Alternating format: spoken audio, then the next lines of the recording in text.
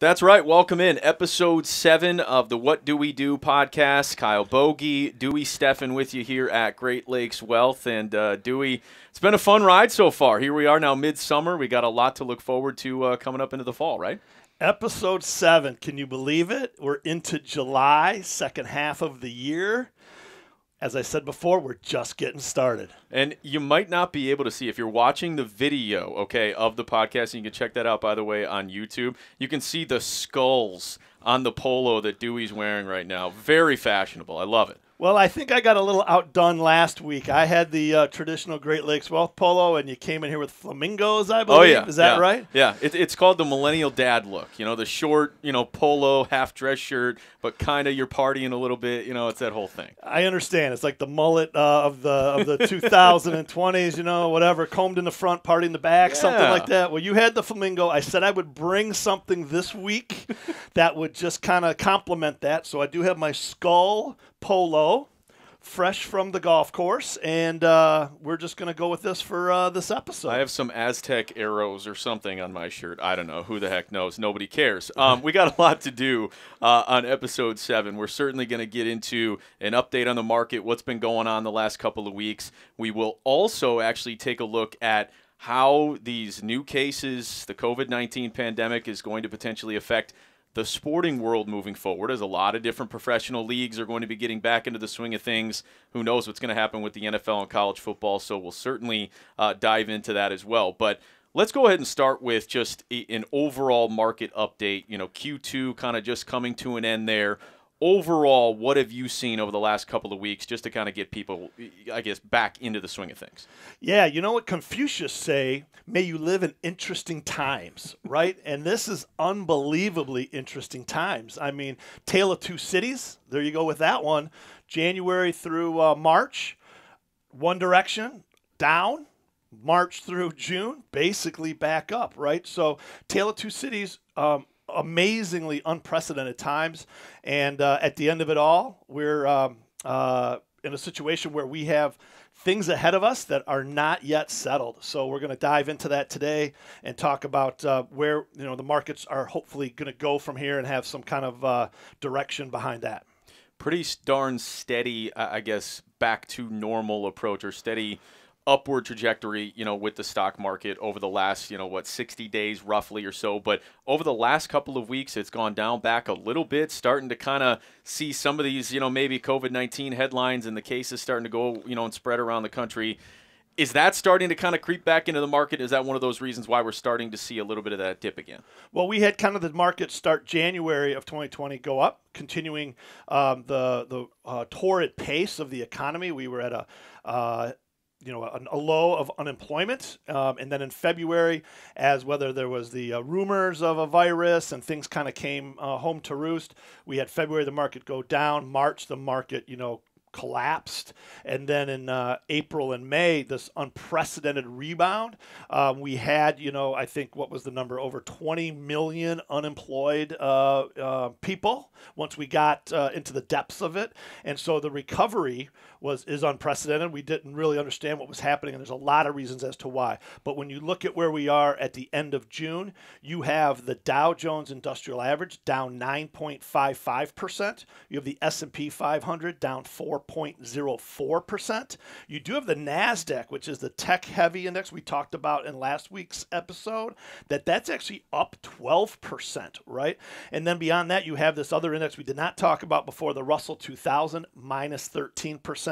The international index, known as the MSCI EAFE, down 12.83. And the bond index, because of some things going on, the bond index was actually positive over 6%. So overall, the indices are lower globally, but huge rebound in April, huge rebound in May. And as you said, we kind of squeaked out a small gain in June, but tailed off towards the end because primarily COVID may be coming back. Would you say overall Q2, I don't want to say a success because we got a lot going on, but overall Q2 better than you possibly could have expected given what was going on?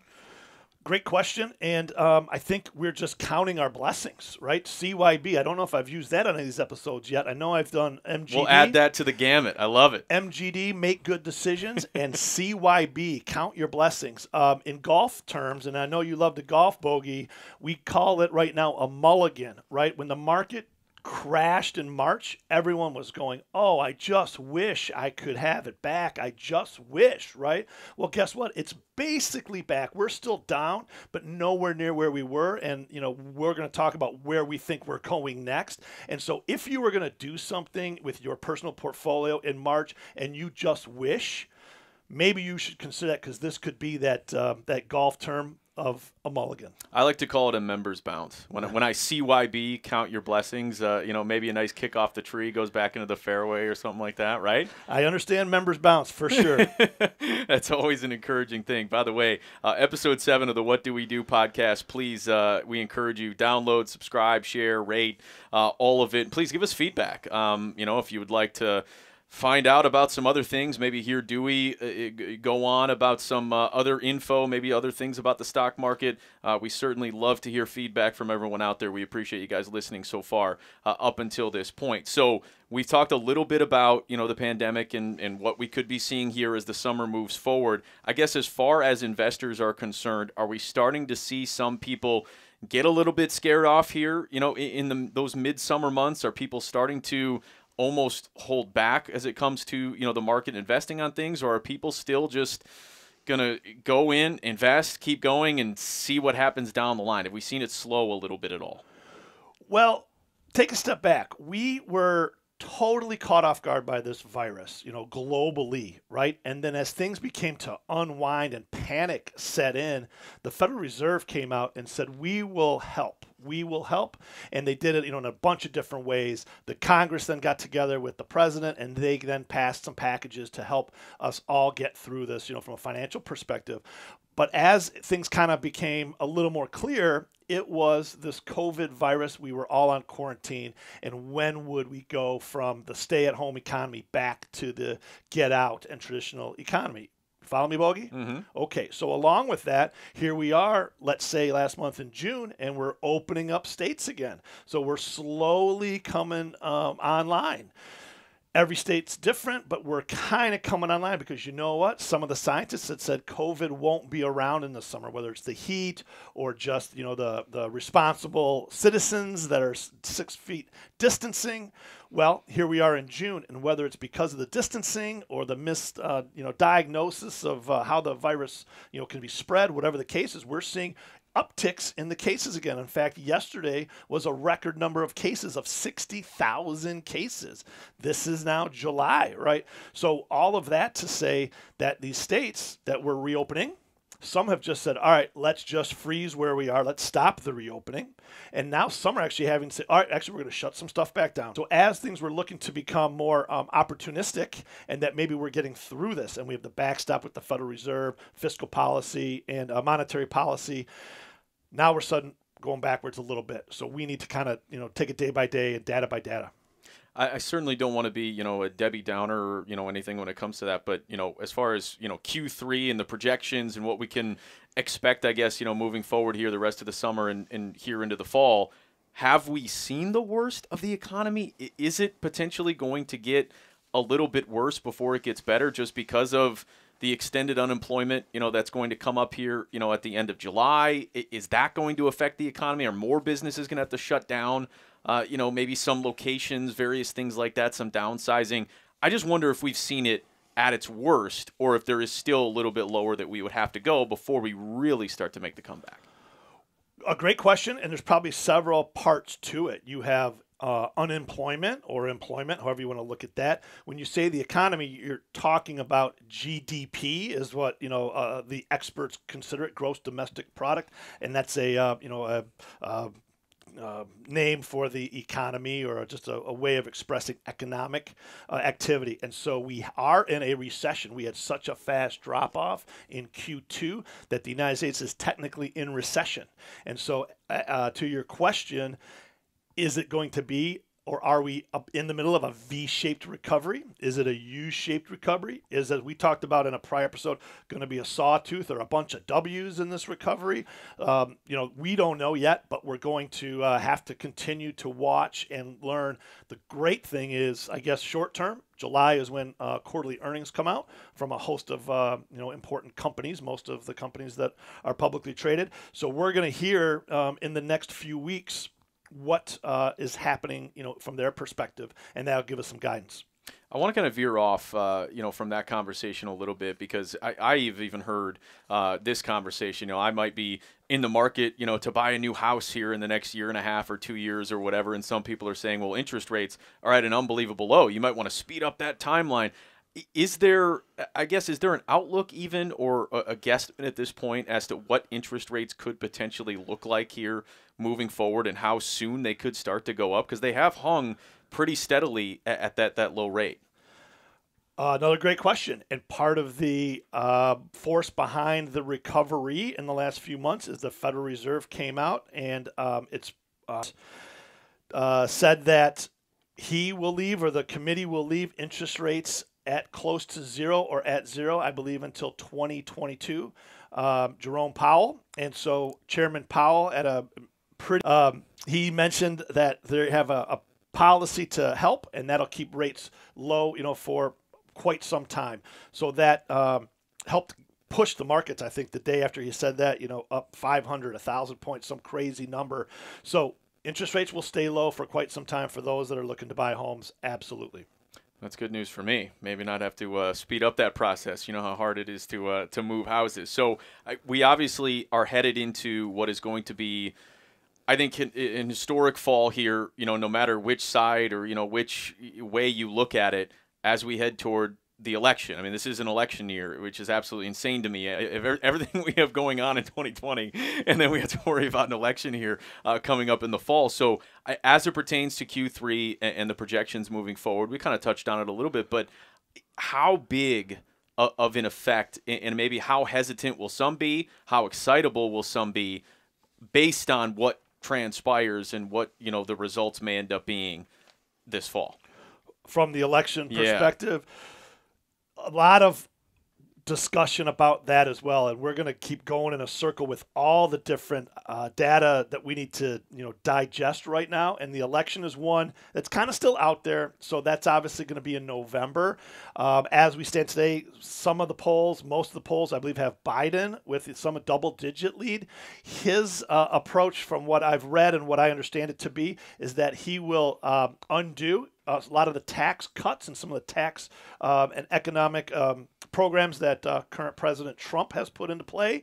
And that would be just a complete, let's say, 180 from current policy. And so you'll have yours that say that is absolutely what we need. Some say that is absolutely what we don't need. This is all on the economic discussion of the presidential election, not the social discussion at all. Also, not only is it a presidential election, but let's not forget about Congress. We have a Republican Congress, and we have a Democratic Congress, and we have a House, and we have a Senate, and there's a lot of races going on there. And a lot of what's going to transpire is going to be really dependent upon, if Biden wins, what kind of Congress is there? If Trump wins re-election, what kind of Congress is there? So that's a lot to be determined, and we're not truly focusing on that quite yet. Let's go ahead and summarize and just kind of nail it down and make it, very simple, I guess, for the people that are out there listening. Q2, Dewey's thoughts overall on what you saw in quarter two, and just, I guess, summarizing everything that we kind of just ran through, if you can. Q2 was a fantastic recovery from a very scary, scary time, right? And within Q2, you had some sectors of the S&P that went extremely up, or some sectors of the S&P that did extremely well, led by technology and consumer discretionary,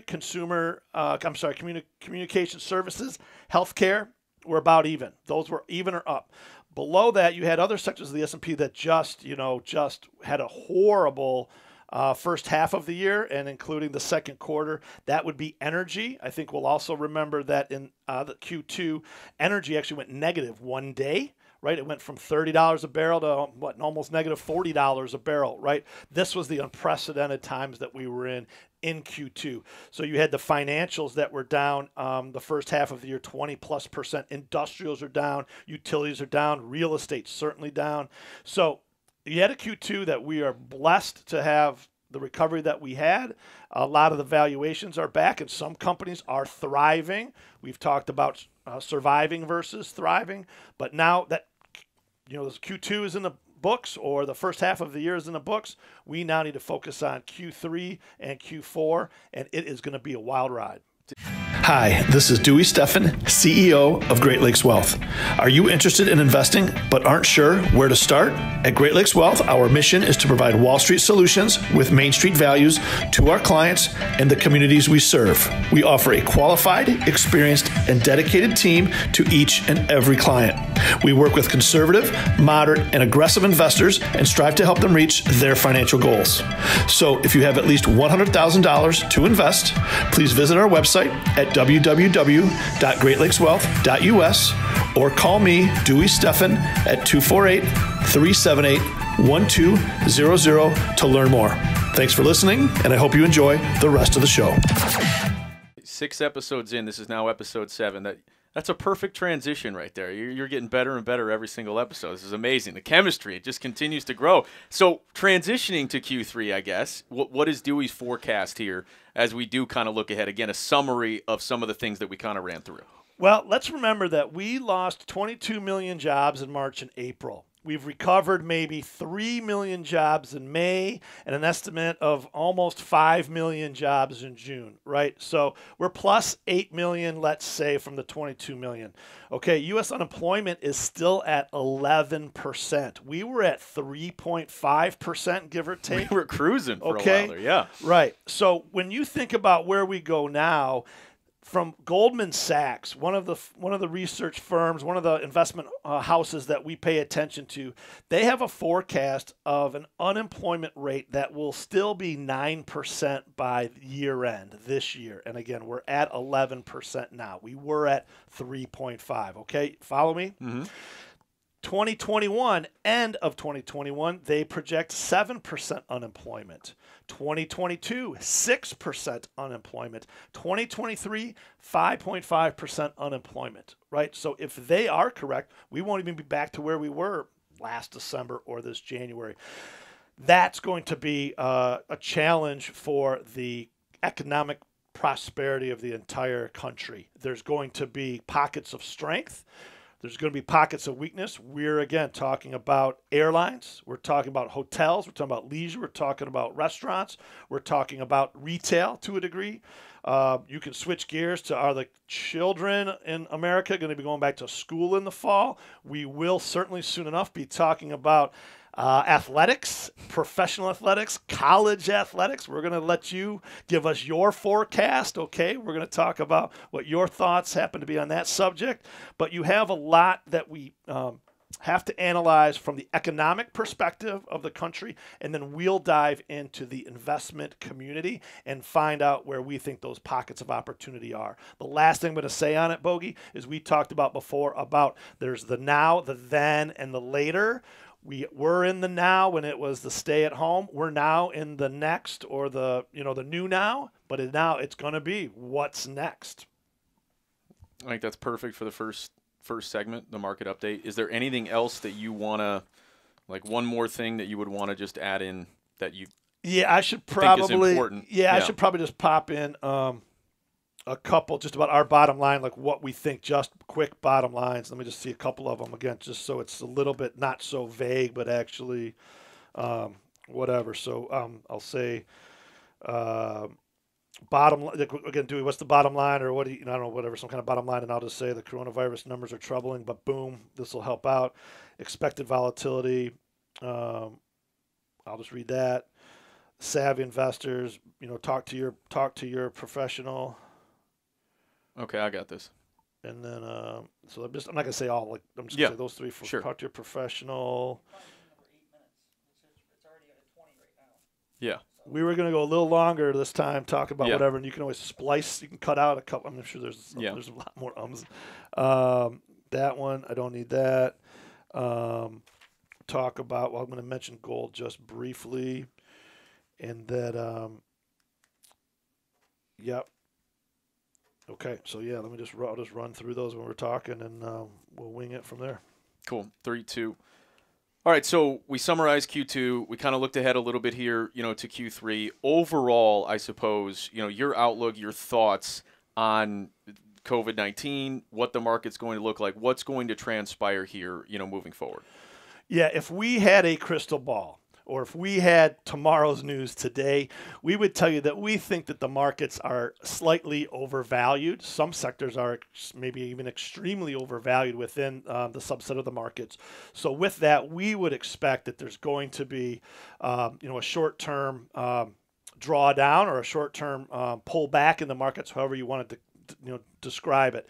It could be anywhere from 5% to 15%. There's a lot of different things. Again, the virus and the ability of the communities to move about is going to be part of it. So we would say, also, as we talked about in a prior episode, Bogey, that there's the sell in May and go away, right? And so here we are, and the markets just keep chugging along, grinding higher.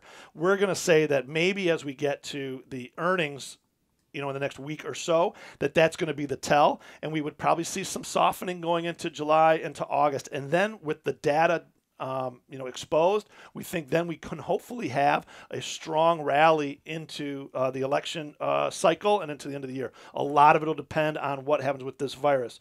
So I guess as a bottom line, as we would see the volatility continue this summer, we're going to say that the coronavirus numbers are in fact troubling, but the continued fiscal and monetary support that we have behind us is expected to blunt the worst of the effects of this pandemic. Okay, that's number one. You need to expect volatility in the coming months as the states decide, are they coming out of lockdown? Are they frozen where they are? Or are they actually going to re-lock down? So there's a lot to determine in terms of the ability of the states and the local governments to allow us to do whatever it is we need to do. And then in this environment, savvy investors can take advantage of any volatility and pullbacks and get into those sectors and those investments that really have long-term opportunity. Talk to your financial professional, do your work, as we always say. Also, an investment that we have really thought as important in this time, we are going to talk about in our next episode, and that is gold. Gold just today broke above a 9-year high. Gold is now above $1,800 an ounce, and our next episode, Bogey, is going to focus on gold because of the opportunities that are there with that, based upon, interest rates, inflation, federal policy, the rest of it. So I'm excited about that already. But aside from that, be sure to set aside your emotions when you see the market in the next few months up and down, up and down. Opportunities are going to exist, but you need to be patient, take your time, and do your work. I'll leave you with this for now. The unprecedented decline in the global markets bottomed out March 23rd. We've had an amazing recovery in the last 60 to 90 days. Expect volatility, but this is still the generational buying opportunity. Get after it. And as always, if you want to find out more information, you can go to greatlakeswealth.us, find some more information. There's some incredibly informative videos, articles, newsletters, certainly to find out some more information on that. Again, this is episode 7 of the What Do We Do podcast. Please download, subscribe, share, rate, all of that, and give us as much feedback as humanly possible. So we've taken a look at the economic fallout, the market, watching it on a day-to-day basis, looking at all the headlines as everything, kind of transpires here. But another area, one that, might be maybe my, expertise or might pique my interest a little bit more, the sporting world is something that it just, by the day, we continue to see news stories about how Major League Baseball is handling everything, the NHL, and they're going to have, games every single 2 hours at their various, hub cities and all that. I can't wait to bet on it. Please bet wisely if you're going to, but there's a lot out there. And then, of course, we lead into the big season, which is college football and the NFL. And you have some universities like Notre Dame, no positive tests. Everything's all hunky-dory. Everything's good to go. LSU, with like 30 positive tests, within their football program. So it continues to be an evolving thing by the day. And I'm fascinated by it. I think all the professional leagues, we're going to move forward. I do think that these hub cities and just simply going and just putting yourself in the bubble, with the NBA down in Orlando, the NHL doing what they're doing, I really do think that can work. And if these professional leagues were so worried about COVID-19 and about this being, just absolutely horrific, I don't think they'd be playing at all. And so the only thing I guess I would worry about, and you can tell me, if you have any, thoughts, concerns, I know you do as well, you're a sports guy just like me, but the only worry would be is if there is one of these athletes, again, NBA, NHL, Major League Baseball, NFL, a college athlete, heaven forbid, that has one of those underlying, medical conditions that you don't know about. We've seen that happen, unfortunately, sometimes in the past in various other situations, and they get very sick and or unfortunately potentially die. That would be the one thing that could happen where I think everything gets shut down again. But I think the NFL, the way that they've operated throughout this entire thing, they've just forged ahead. They've just said, you know what, we're going to play. Now, are there going to be fans? Are there going to be a bunch of people in the stands and these big stadiums and all? I don't know. I don't think so. But I do think these professional leagues, they're going to have the freedom to do what they want and do as much as they can testing to make sure these athletes are safe. It's the college realm. And I know you're a Michigan football fan, okay? They haven't won anything in like 20 years, but still. Hey now. I get to talk, but I'm just going to say, hey now. I think that's the worry right there is the college athletics. You can go ahead and tell me if you think I'm wrong. So I got to go back to what you said for the last 5 minutes without taking a breath because I've got a couple questions on that, right? So if you don't mind, can we go back? Please, let's do it. Let's go sport by sport just for a second. So I understand, and again, as you have said, you're not the expert in the financial world. I'm not the expert in the sports world, but I certainly am. Some would argue I'm not an expert in the sporting world either. Well, go ahead. Again, I don't know what you do at home drinking alcohol, and I don't know what you do at home watching sports, okay? So I'm going to hope you know something, but today you have to know more than me because that's what we're going to assume right now. So if there are the four major sports, right, baseball, hockey, NFL football, and basketball, right, are they all different in terms of the contact and the 6 feet? And the reason I ask that is because I've been reading enough to where they say that football would be the most worrisome, if that's the right word, to where that might be the most not going to happen or the least likely to happen because of the, the science behind the closeness. So whether it's hockey players, basketball players, and the baseball players, and certainly the NFL, I know they have different markets. I know they can play in different ways, but those players playing together, is there a difference, in what? I mean, there's no social distancing, with any of them. I think baseball might be the safest one of all because they are going to be, more so outside of what? A couple of ballparks, potentially around the country if they're going to do that. That might be the one where, okay, there's possibly the least concern. But football, you're talking about a 53-man roster in the NFL. Add in the practice squad. Add in, guys that are trying to make the team in the preseason. That's a lot of people, and they are tackling each other. They are in the trenches, lining up right in front of each other, breathing heavily directly into each other. The NHL, similar. Obviously the checking and all that. I would equate the NHL and the NFL and football in general to be similar. With the NBA, I mean, we saw how fast it spread, when everything got shut down with Rudy Gobert and, the Jazz played here in this city and that referee contracted it and then he traveled over here and he ended up infecting the Brooklyn Nets. And so there's a risk. And you've already seen a lot of players come out, whether it be the NBA, the NHL, and just simply say, I'm going to sit this one out. I have a pregnant wife. I have a medical condition. I want to be safe, whatever it may be. So there's an inherent risk. And I do think we're going to see plenty of positive tests. It's just we've also seen a lot of young people who have gotten COVID-19 recover rapidly and done so in a healthy way. They haven't dealt with the severe symptoms potentially that, older people have.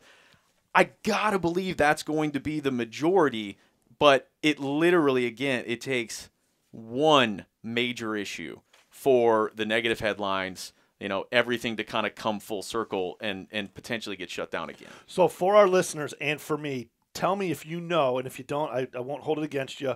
Are there established starting dates for each of these sports? Meaning, I know that there's some NBA going on in Orlando or something. So can you comment on when of the sports? Baseball, end of July. So walk me through that if you can. Yeah, July 23rd and 24th, Major League Baseball. Tigers are, our Tigers going to be back to work. They open up in Cincinnati against the Reds. For all of our older listeners out there, let's restore the roar. Well, the fun thing is, I mean, in just a 60-game schedule in Major League Baseball, we're going to be able to see a bunch of the young kids. They're going to have expanded rosters this, season, or if you want to call it a season. So I think we'll be able to see some of the younger arms, and that will be an exciting thing because, let's be honest, the Tigers have brought in a bunch of, veterans on one-year deals the last couple of years, and no one wants to see them. They want to see what the future may hold. So that'll be really exciting. The NBA, of course, end of July as well. The NHL is similar timeline here towards the end of summer. It's going to be an insane August. And the way that they're going to be scheduling it out, because they're doing it in these hub cities and in, similar ice rinks, gyms, whatever you want to call it, we're going to see games during the day a lot. So you're going to be doing all this, the wonderful work here at Great Lakes Wealth, and you're going to be on the computer answering emails, doing all that, and you're going to have an NBA game on or an NHL game. And is it different? Yes. Is it fun, and does it make it a little bit exciting given the situation that we've had? Yes, of course it does. I mean, what have you been watching at night? I'm sure you like to watch games. We haven't been able to. Absolutely right, and there are always Thursday 1 o'clock baseball games. There are always, when the Masters on or a golf tournament, we will put on games on the TV in the lobby. If there's a match or something that's the Olympics, again, it's a whole other topic. We'll have to have a whole series of shows about the economics of sports, right? So, and the opportunity set that goes with that. And along those lines, I will say the PGA Tour, I think, has done an excellent job of being kind of the guinea pig, one of the first to come back outside of soccer, but soccer here in the U.S. it's just not as big, as some of the other sports. PGA Tour has gone above and beyond to make sure that these players and caddies and everyone traveling all over to these various tournaments as safe as humanly possible. And if they have a test, I think they got to get 3 negative tests like Cameron Champ did before the Rocket Mortgage Classic before he was able to participate. And then you're able to go out there and be amongst, all of the other tour players. They've, I think, done an incredible job, and I think that gives some hope, at least, even though golf, you can properly social distance and stay away. It gives some hope, I think, to all these other professional sports that maybe it is possible, to limit the exposure and keep the cases down. Okay, so real fast, we're going to get going on the next thing. So you're saying baseball, July 23rd, 24th? Yes. Is that right? Yes. You said hockey? End of July. End of July. NBA is in August. It is in August. Yes. And so the only one that's still on the table is this NFL. Is that right? That's on the table? But we're also now to the point where training camp should be getting underway, and they're still trying to decide, are we going to have 2 preseason games? We're going to have 4, hopefully none. That'd be great. Nobody wants to watch that anyway, but I think they're taking a wait-and-see approach. And, again, the college football element, college basketball element, on the big level, the major conferences, that'll be the interesting one. The Big Ten has already flirted with the idea of only having a all Big Ten 10 game schedule, no non-conference games, essentially to just limit it, within the conference. What will that ultimately do? I have no idea. But when you're talking about student athletes and the welfare of students, you're a parent. I mean, these universities have an obligation to keep these young people safe. If they deem that it is not safe to be on campus or be in classrooms, how is it going to be safe to go out and play football? We're talking college football, 115 players, 120 players against the other teams, that many players as well. Is that safe if regular students aren't in the classroom? There's just a lot of factors there. So on that point, right, a lot of what's going on back in the investment world of the markets, or at the state level and local government level, and all the way up, I guess, to Washington, is the whole idea we're not going to re-shut down the economy, right? They've already declared that if it comes back, we won't re-shut down the economy. We will just have to take the good with the bad because of the greater good, right? So in collegiate athletics, I guess the professional sports is different, but in the collegiate one, again, how do they make that determination? Because, as you said, these are students. These are, they're adults, most of them, I guess, young adults, but it's a different profile, right? So do they have deadlines that they have to make these decisions by? And then the next question, the final question I have on it is the Big House. Have you heard of this place? It's in Ann Arbor. Oh, yeah. Yes, The quiet place, right? Well, I think it has more seats or than any other stadium in the country, and I know it's the largest place on a Saturday to watch a game, right? The most spectators in one place watching a game. I hear that every Saturday at home when it's over the loudspeaker. But with that, we've playing golf with some friends, we've talked about that as season ticket holders or just as as fans going outdoors. Okay, it's a lot different than indoors. So the whole 6 feet and as a spectator. So indoors, I can totally just understand that it'll be just players only. There'll be no spectators. Let's assume that, right? But at outdoor stadiums, have you heard anything about whether, again, are they going to do 0 or maybe a quarter full, half full? Let's just go back to way to sign a waiver. Again, this is America. Can you just sign waivers and go at it? And if you're a student that's 17 and under, have your parents sign a waiver. And if you're 18, sign your waiver. And then I'm going to ask you a question after that. But what do you think about that? Ohio State got in trouble already for handing out a waiver to some of their players, and they have basically come out and tried to say no, it's not a legal document. It could never potentially be used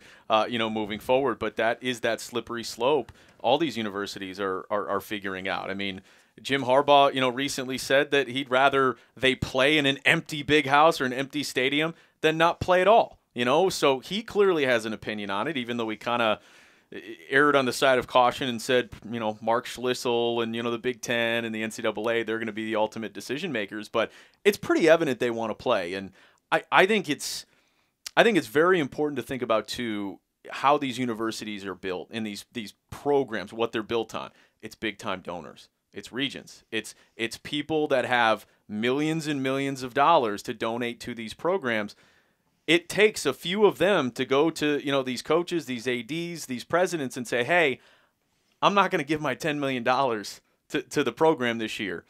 You guys might want to play, and I do think that is something that will ultimately behind closed doors be a factor. We'll probably never hear about it because, that wouldn't exactly be, the proper way of going about it, making a money decision. But I do think that'll very much be at play. We could see stadiums with 30,000 fans, socially distanced, throughout the Big House or, in Baton Rouge or wherever. We could see stadiums with nobody out there. We could see college football, I think, get pushed back. There are a million different factors, but Dewey, it changes by the day, just like the market. Whoa, that's fantastic. That is a good, I don't know what you call it. What do you call that?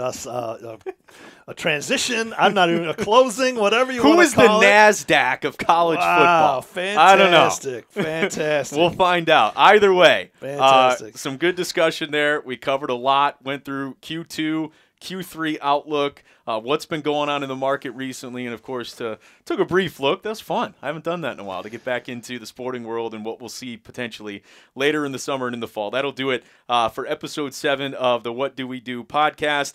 Look forward to talking to you guys soon here in the future. Please download, subscribe, share. Dewey, always a blast. Fantastic with you again, and I'm going to give a little snippet of next episode is on gold and precious metals, so tune in. I think you're going to enjoy it.